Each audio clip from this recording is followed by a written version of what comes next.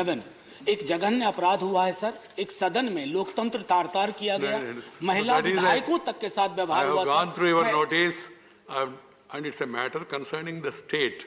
So sir, ये लोकतंत्र के मिजाज का सवाल है सर। That is, सर, महिला विधायकों के साथ ऐसा हुआ। You can take up the issue in the state itself, please. नमस्कार, मैं हूं शुभे और आप देख रहे हैं न्यूज फाउंडेशन। देश की राजनीति तक अब बिहार के विधायकों की चीख पहुंच गई है। ये आवाज पहुंचाने वाले कोई और नहीं बल्कि आरजेडी के सांसद मनोज झा हैं। आपको बता दें कि राज्यसभा में इसको लेकर उन्होंने चर्चा उठाने की कोशिश की। उन्होंने सभापति के सम्मुख ये बात रखी कि जिस तरीके से बिहार विधानसभा में लोकतंत्र को तार-तार किया गया है, सदन की गरिमा को तार-तार किया गया है, इस पर चर्चा होनी चाहिए। हालांकि सभापति ने इसे सिरे से नकार दिया और कहा कि ये किसी एक राज्य का मामला है और अगर आपको इसको लेकर चर्चा करनी है तो वो राज्य में ही होगी, यहाँ पर इस बात की चर्चा नहीं होगी। हालांकि मनोज झा की तरफ से कई सारे प्रयास किए गए, कोशिश की गई कि किसी भी तरीके से सदन में इस बात को उठाया जाए। इतना ही नहीं, महिला विधायकों के साथ जो बदसलूकी हुई वो तस्वीर भी मनोज झा वहां पर रखने की कोशिश कर रहे थे। हालांकि सभापति ने इस पूरे परिदृश्य से अलग रखने का ही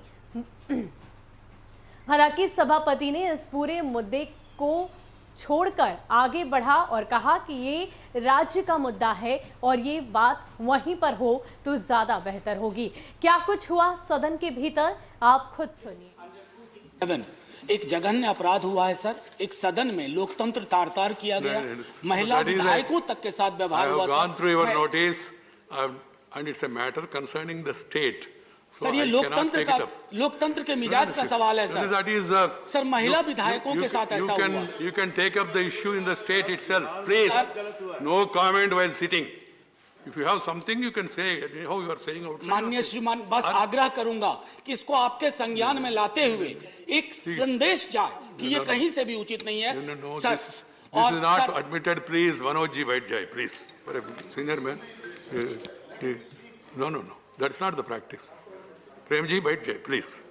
If I permit him, then he will be allowed to speak. Even there will be then again counter speeches. Then there is no end.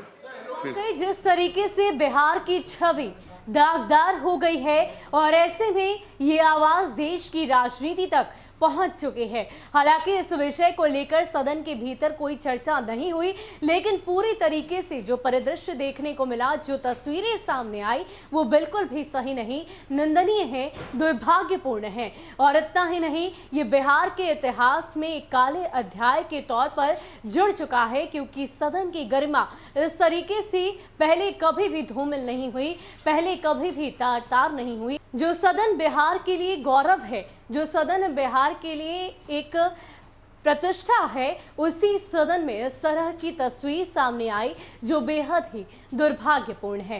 पहले सड़क पर राजद विधायकों का आक्रोश देखने को मिलता है, उससे भी जब बात नहीं बनती है तो लाठीचार्ज की जाती है, वाटर टैंक्स बुलाए जाते हैं और उसके बाद पत्थरबाजी की तस्वीर सामने आती है। ये तो सड़क की बात हुई, लेकिन सदन में भी भारी बवाल देखने को मिला।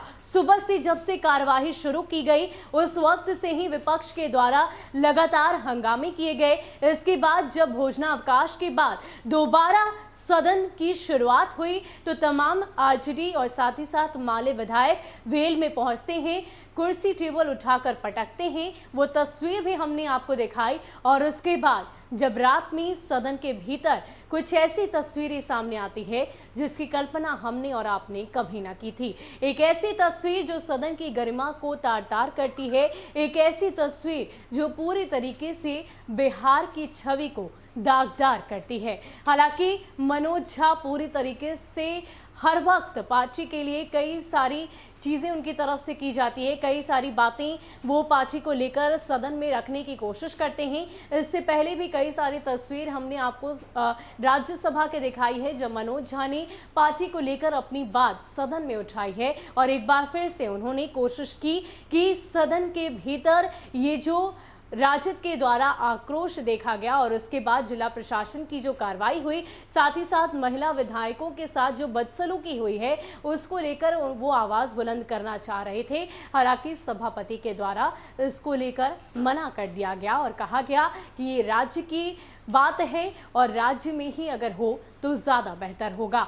फिलहाल के लिए इतना ही। ऐसे ही अपडेट्स के लिए आप हमारे साथ बने रहिए और देखते रहिए न्यूज़ फॉर नेशन। नमस्कार।